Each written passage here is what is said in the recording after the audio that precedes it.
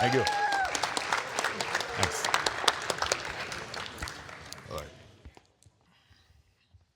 I need to have the clicker. There you go.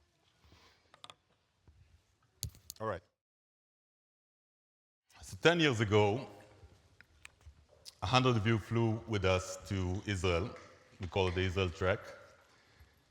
We took you up north to the town where I grew up. I was so excited to show you my hometown. And last week, that's how my house looked like.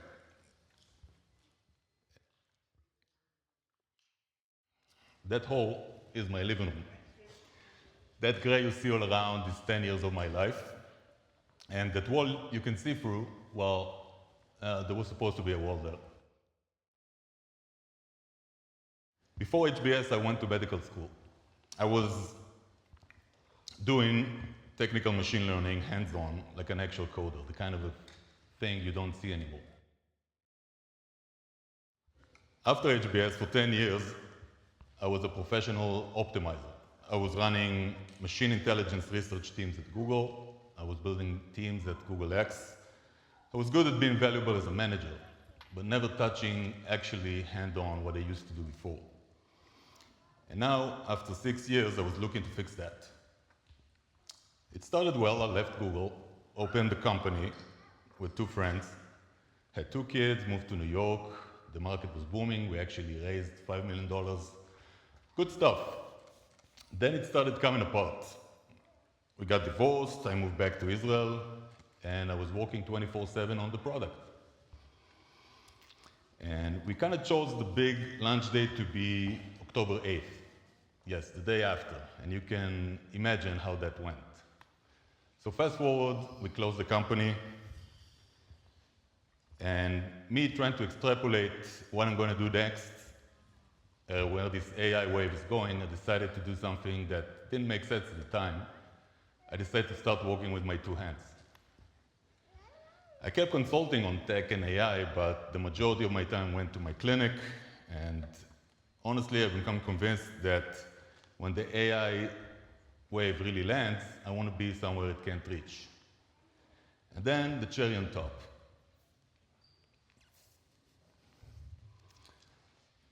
A ballistic missile. It crossed over 1,000 kilometers. Here you can see counter rockets failing to intercept it. It found exactly my car in front of my house, where I happen to have my clinic. And I'm somewhere inside this.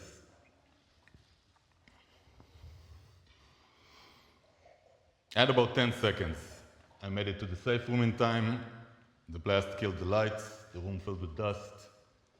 This is them trying to force the door open, rescue teams. Shout out to Asaf, who was my neighbor. Looking straight out of the sky from my living room. So my clinic, my apartment, my belongings, everything gone, and my kids were with their mother today. That's the only reason I can tell you this is a story.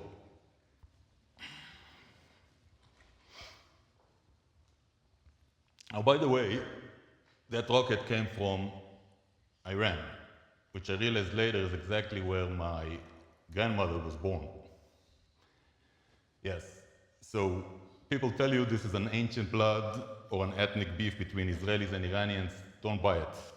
I'm half the thing who tried to kill me. It was never about blood.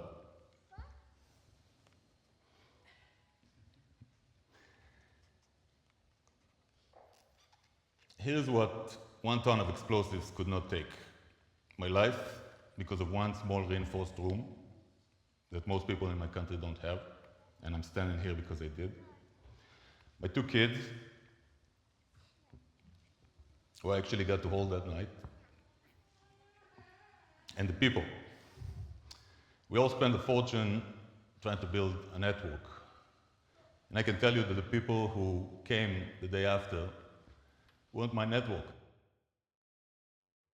A few teenagers that came in the neighborhood with shovels and helped me dig my kids' toys out of the rubble.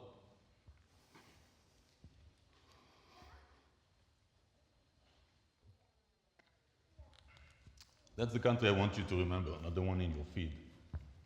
The one when, the morning after such a misfortune, people actually show up with brooms and shovels.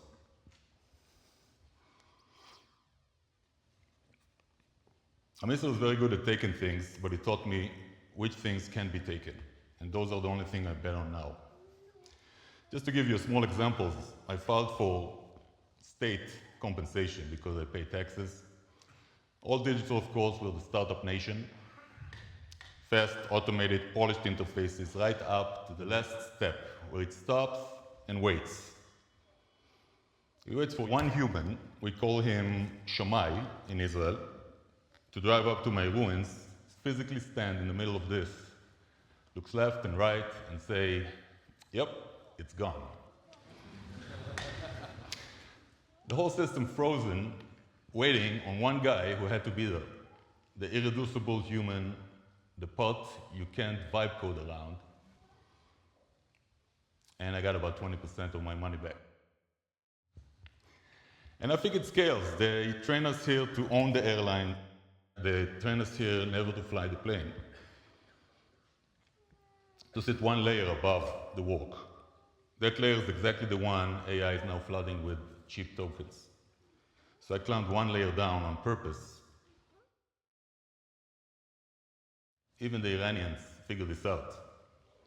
It's not about having the oil, it's about owning the choke point. So here's an actual picture of me inside my new clinic. What do you think?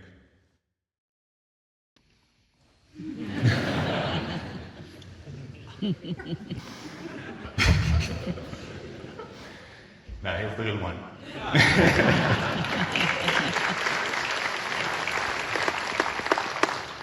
I built this out of a different pile of rubble with my own hands. The thing a missile can destroy and the things a machine can replace, they turn out to be on the same list. I'm betting the next phase in my life on it, and I haven't been this settled or this happy in years. So a missile took everything I own. It couldn't touch my hands, my home, or the people who showed up. In a world that's about to drown in cheap, infinite answers, I'm going to be the irreducible human who has to be there. Thank you.